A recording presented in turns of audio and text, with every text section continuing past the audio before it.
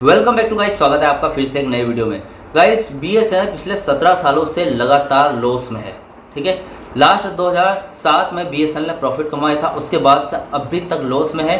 और फिर जब आया जुलाई 2024 तब बीएसएनएल में प्रॉफिट होना स्टार्ट हुआ और तब से लेकर अभी तक मार्च 2025 तक बीएसएनएल में लगातार प्रॉफिट हो रहा है। 262 करोड़ का प्रॉफिट यहाँ पर आंका गया है जो ट्राई के द्वारा मार्च 2025 में। तो बीएसएनएल ने काफ़ी प्रॉफिट कमाया है। ठीक है, इस प्रॉफिट के चलते बीएसएनएल ने बहुत सारी सुविधाएं लॉन्च की है अपने यूज़र्स के लिए। वोल्टी लॉन्च कर दिया, 4G पूरे पेन इंडिया में लॉन्च कर दिया, पूरे पेन इंडिया में 1 लाख टावर का लक्ष्य रख लिया और समथिंग काफ़ी टावर्स अभी पूरे हो चुके हैं। ठीक है, और उसके साथ ही बीएसएनएल अगला कदम है बीएसएनएल का 5G लॉन्च करना। 5G जून 2025 के एंड में 5G भी लॉन्च करने वाली है। बीएसएनएल जून 2025 के एंड में 5G भी लॉन्च करने वाली। तो भैया बीएसएनएल बहुत ज़्यादा अच्छे काम करी क्योंकि बीएसएनएल को प्रॉफिट हो रहा है। अब भैया यहाँ पर बीएसएनएल को प्रॉफिट हो रहा है तो अचानक से ये न्यूज़ सुनने में आ रही है कि बीएसएनएल को लॉस हो रहा है वापस से। जब इतना प्रॉफिट हो गया है तो अचानक से कंपनी लॉस में कैसे चलेगी। तो गाइस बात करेंगे इसी टॉपिक पर कि बीएसएनएल इतना प्रॉफिट कमाने के बाद लॉस में क्यों जा रही है। ठीक है, कारण जानेंगे इस वीडियो में। चैनल पर नया हो तो सब्सक्राइब करें। मेरा नाम है सुनील विश्वकर्मा। जानकारी यूजफुल लगे तो एक लाइक करके ज़रूर जाना। चलिए गाइस बढ़ाते हैं वीडियो को आगे। जब जो जियो है उसने अपना 4G लॉन्च किया था, 4G लॉन्च करने के साथ साथ जियो के अदर जो कंपनियां थी, जो कंपटीशन में कंपनियां थी, वो सारी के मार्केट शेयर गिर गए थे और सारी कंपनियां मतलब डूब गई थी। ठीक है, कुछ कंपनियां मर्जर हो गई, जैसे बीएसएनएल वगैरह ये अपने आप में टिकी रही थी क्योंकि गवर्नमेंट कंपनी थी, सस्ते रिचार्ज प्लान देती थी इसलिए टिकी रही। उसके साथ ही जो एयरटेल है वो कम्पीट कर सकती थी तो वो अभी तक है और काफ़ी कंपटीशन दे रही है। बीएसएनएल काफ़ी कंपटीशन दे रही है जियो को, एयरटेल। तो गाइस बीएसएनएल ने उसके बाद से लॉस में चली गई और अब प्रॉफिट में आ रही है। ठीक है, अब प्रॉफिट में आ रही है तो अचानक से लॉस क्यों हुआ।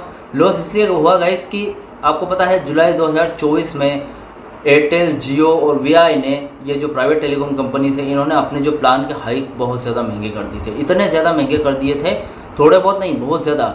30% की यहाँ पर वृद्धि हुई थी, 30% तक महंगे कर दिए थे। मतलब जो 250 का था वो 300 कर दिया था, 500 का था वो 650 तक कर दिया था।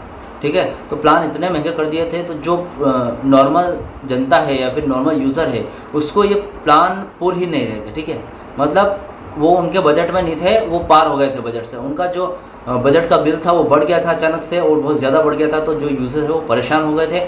उसकी वजह से यूज़र ने क्या किया, अपना जो उन्होंने सोचा कि यार हम बीएसएनएल में चलते हैं, बीएसएनएल में सस्ते रिचार्ज प्लान आते हैं और बीएसएनएल न्यू जनरेशन की ओर बढ़ रही है।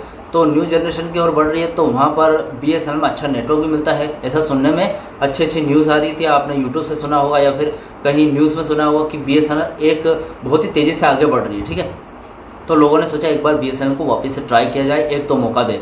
तो वहाँ के जो यूज़र्स है, बहुत सारे यूज़र्स जुलाई 2024 में समथिंग 30 लाख यूज़र टूटकर बीएसएनएल में ऐड हुए थे। सिर्फ जुलाई के महीने की बात है। जबकि पहले ये खबर आती थी कि जो बीएसएनएल है वो अचानक से बीएसएनएल में 5 लाख सब्सक्राइबर टूट गए, फिर बीएसएनएल में 2 लाख सब्सक्राइबर टूट गए, इस महीने बीएसएनएल में 10 लाख सब्सक्राइबर टूट गए। कुछ इस तरीके की खबर आती रहती थी और मैं भी ऐसी ही अपडेट दिया करता था। लेकिन अब अचानक से एक ही महीने में 30 लाख सब्सक्राइबर ऐड हो गए।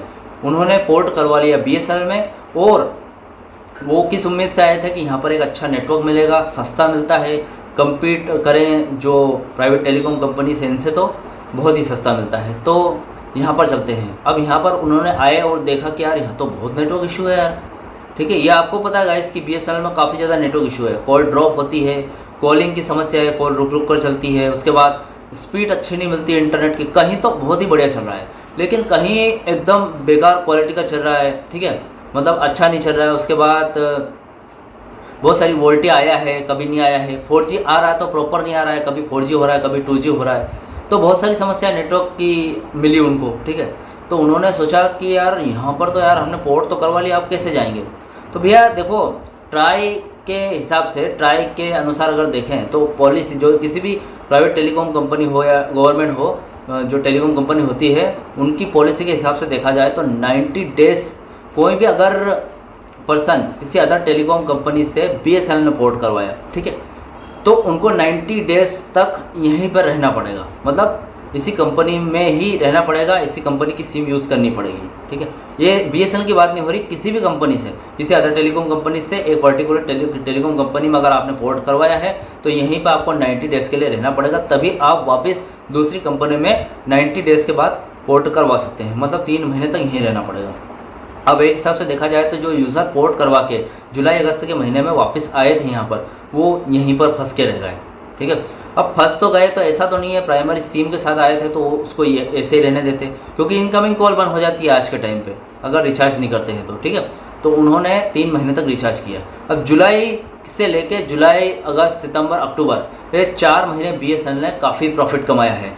जुलाई के मंथ में यहाँ पर 30 लाख सब्सक्राइबर ऐड किए, अगस्त के महीने में BSNL ने 25 लाख सब्सक्राइबर ऐड किए, और सितंबर के महीने में BSNL ने 7 लाख और अक्टूबर में यहाँ पर 8 लाख सब्सक्राइबर। तो इतने सब्सक्राइबर लगातार ऐड किए, और इसी के कारण, और इसके साथ रिचार्ज भी करवाया जो पहले जुलाई अगस्त में आ गए थे उन्होंने, तो इसके साथ BSNL ने जो लॉस में जा रही थी अचानक से प्रॉफिट कमाया, 262 करोड़ का प्रॉफिट कमा लिया यहाँ पर 4 महीने में BSNL ने, जो काफ़ी लॉस में जा रही थी। देखा जाए तो एक बड़ी कंपनी के हिसाब से ये अमाउंट कम है, लेकिन जहाँ लॉस में जा रही थी उससे तो काफ़ी अच्छा है ना, तो प्रॉफिट कमाया। अब लॉस में वापस जाने का कारण ये है कि जो सब्सक्राइबर वहाँ पर 90 दिन के अंदर फंस गए थे, तो उनको तो पता था कि यार मैं 90 डेज़ जैसे होगा मेरे को पूरा, मैं फिर से अदर टेलीकॉम कंपनीज में पोर्ट करवा लूँगा जहाँ से मैं आया था। कोई जियो से आए थे, कोई एयरटेल से आए थे, कोई VI से आए थे। ठीक है, तो उन्होंने जैसे 90 डेज़ पूरे हुए वो वापस चले गए अपनी कंपनी में।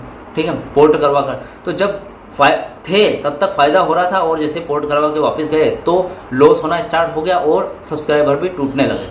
तब से लेकर अभी तक BSNL में कुछ 1,50,000 1 लाख ऐसे सब्सक्राइबर लगातार टूट ही रहे हैं। ठीक है, मार्च 2025 से लेकर तो अभी हो गई मार्च अप्रैल मई जून चल रहा है, जुलाई होने वाली, 3 महीने होने वाले हैं। 3 महीने में लगातार BSNL ने कम से कम 15 से 17 लाख सब्सक्राइबर खो दिए वापस से।